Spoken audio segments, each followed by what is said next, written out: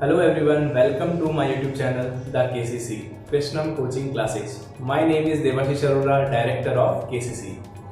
आज की क्लास में हम लोग partners capital in partnership topic को कवर करने वाले हैं। जो भी स्टूडेंट्स 12th क्लास से रिलेटेड है, ये वीडियो आप लोगों के लिए है।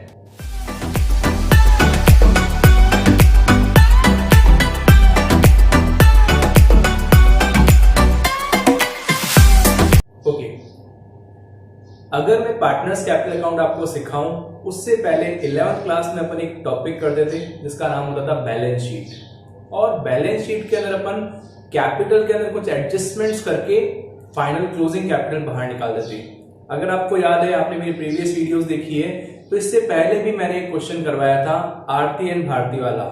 उसके अंदर भी अपन ने कैपिटल में खूब सारे एडजस्टमेंट्स किए थे। मैं एक बार बताता हूं आपको।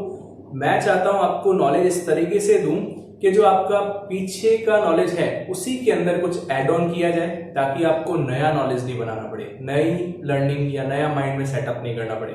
एक बार थोड़ा सा पीछे चलते हैं, पीछे से फिर आगे का ज्ञान ऐड कर देंगे। राइट, चलिए।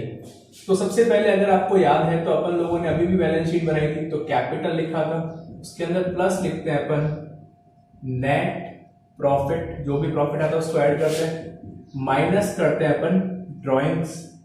अच्छा, अगर आपको याद है तो आरती भारती वाले क्वेश्चन में इंटरेस्ट ऑन कैपिटल ऐड किया था, प्लस अगर किसी पार्टनर को, अब बता रहा हूं, किसी पार्टनर को सैलरी मिलेगी, वो भी कैपिटल में ऐड होती है। जनरल एंट्रीज का क्वेश्चन करवाया था, तो मैंने कहा था partner salary account debit to partners capital.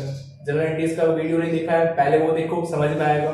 तो उससे भी कैपिटल इंक्रीज होती है। अच्छा, इंटरेस्ट ऑन ड्रॉइंग होता है, उससे डिक्रीज होता है। राइट, तो अपन ये कह सकते हैं कि इतने सारे एडजस्टमेंट्स करने होते हैं। और भी कर सकते हैं अपन, जैसे कोई पर्सन अगर एडिशनल कैपिटल लगाता है तो उससे कैपिटल इंक्रीज होती है तो प्लस होगा, कैपिटल विड्रॉल करता है तो माइनस होगा। राइट, अब कैपिटल विड्रॉल और ड्रॉइंग में क्या डिफरेंस है उसके बारे में बात करेंगे। वन बाय वन सारी चीजें डिस्कस करते हैं। राइट, बट कैपिटल में कुछ इस तरीके से इतने सारे एडजस्टमेंट्स हो सकते हैं।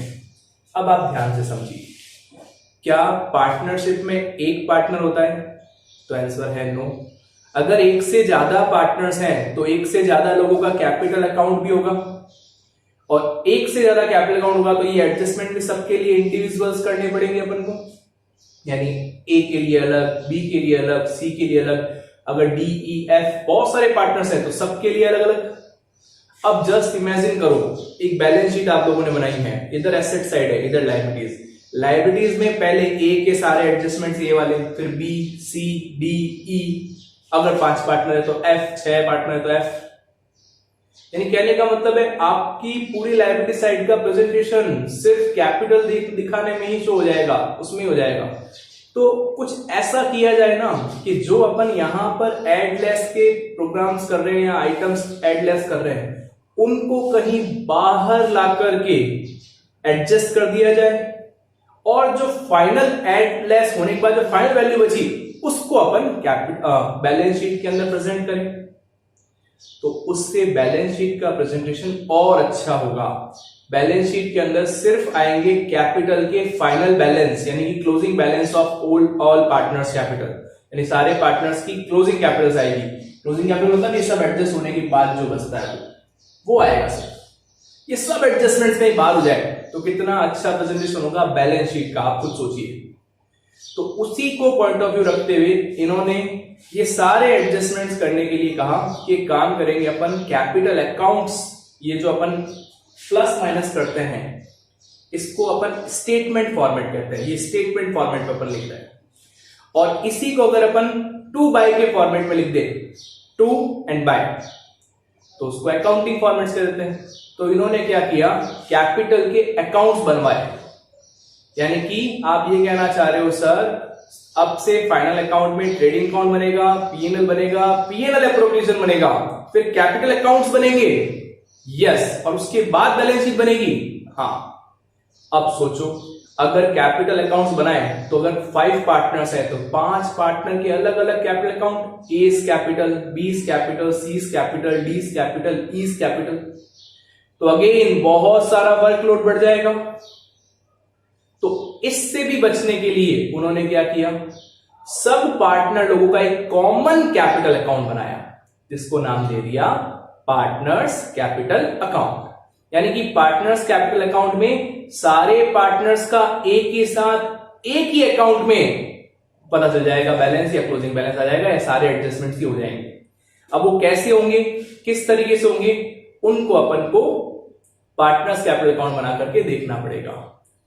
तो वापस से मैं क्लियर करूं तो मैं क्या कहने की कोशिश कर रहा हूं आपको, बैलेंस शीट के अंदर कैपिटल में ये सारे एडजस्टमेंट्स आज तक अपन करते थे 11th क्लास में भी, लेकिन अगर अब 12th क्लास में यानी कि पार्टनरशिप में भी एडजस्टमेंट अगर यही किए गए प्लस माइनस सारे, तो यहां पर एक कैपिटल अकाउंट नहीं है, यहां जितने पार्टनर्स होंगे उतने कैपिटल अकाउंट्स होंगे, तो बहुत लायबिलिटी साइड बहुत लंबा चला जाएगा और प्रेजेंटेशन थोड़ा सा बेकार लगेगा, क्योंकि यहां पर बहुत प्लस माइनस एडलेस हो जाएंगे।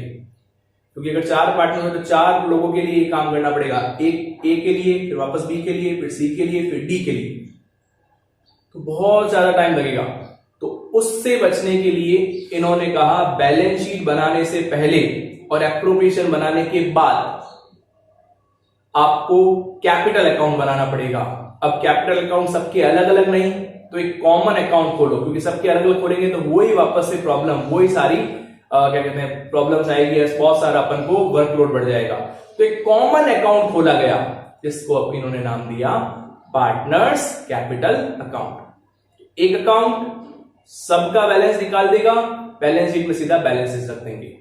और मैंने एक और बात क्या बताई आपके नॉलेज के लिए, ये जो अपन प्लस माइनस करते हैं ये स्टेटमेंट फॉर्मेट होता है, स्टेटमेंट्स की तरह होता है। लेकिन अगर अपन को टू और बाय का कॉन्सेप्ट लगाया जाए, यानी अकाउंट बनवा दिए जाए, तो वहां पर टू बाय होता है। तो ये प्लस माइनस नहीं करवा करके उसको अकाउंटिंग फॉर्मेट यानी कि टू और बाय के अंदर काम करवाएंगे। अब वो कैसे पार्टनर्स कैपिटल अकाउंट बनेगा, ध्यान से देखिएगा।